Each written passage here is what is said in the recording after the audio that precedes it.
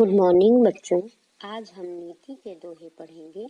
नीति के दोहे ज्ञानी लोगों के द्वारा कही गई वह पंक्तियां हैं जो जीवन संबंधी अच्छी शिक्षा देकर हमारा चरित्र निर्माण करने में तथा हमारा मार्गदर्शन करने में सहायक सिद्ध होती हैं। तो आइए हम संत कबीर, रहीम और तुलसी द्वारा रचित कुछ महत्वपूर्ण दोहों को अर्थ सहित सीखेंगे। ऐसी बानी बोलिए मन का आपा खोए, औरन को शीतल करे आपहु शीतल होए। अर्थ है, मान और अहंकार का त्याग करके ऐसी वाणी बोले कि औरों के साथ साथ स्वयं को भी खुशी मिले। अर्थात मीठी वाणी से ही दिल जीते जाते हैं।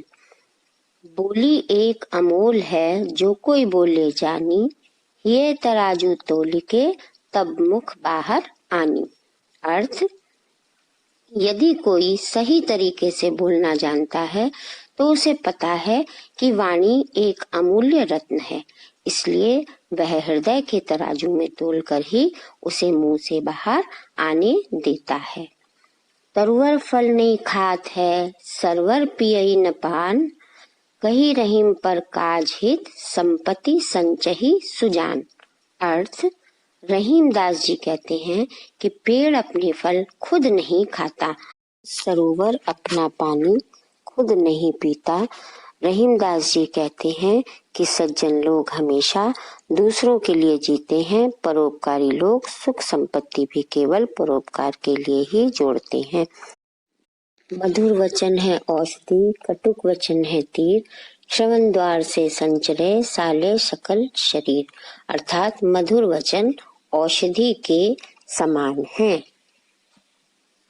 जो रोग का निवारण करते हैं। कटु वचन तीर की भांति हृदय को आघात पहुंचाते हैं। हमारे द्वारा बोले गए शब्द कान रूपी द्वार से शरीर रूपी घर में प्रवेश करके सारे शरीर को प्रभावित करते हैं। करत करत अभ्यास के जड़मत होत सुजान, रसरी आवत जात के सिल पर परत निशान। अर्थ है, कुएं से पानी खींचने के लिए बर्तन से बंधी हुई रस्सी कुएं के किनारे पर रखे हुए पत्थर से बार बार रगड़ खाने से पत्थर पर भी निशान बन जाते हैं।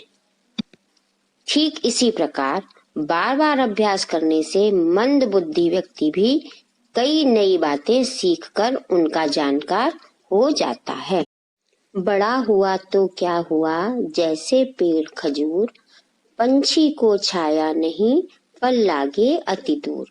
अर्थ, खजूर के पेड़ के समान बड़ा होने का क्या लाभ, जो ना ठीक से किसी को छांव दे पाता है और ना ही उसके फल सुलभ होते हैं। रहीमन देख बड़ेन को लघु न दीजिए डारी, जहाँ काम आवे सुई कहा करे तलवारी। अर्थ, बड़ों को देखकर छोटों को भगा नहीं देना चाहिए, क्योंकि जहाँ छोटे का काम होता है वहाँ बड़ा कुछ नहीं कर सकता, जैसे कि सुई के काम को तलवार नहीं कर सकती है। जे गरीब सोहित करे ते रहीम बड़ लोग, कहाँ सुदामा बापरो कृष्ण मिताई जोग।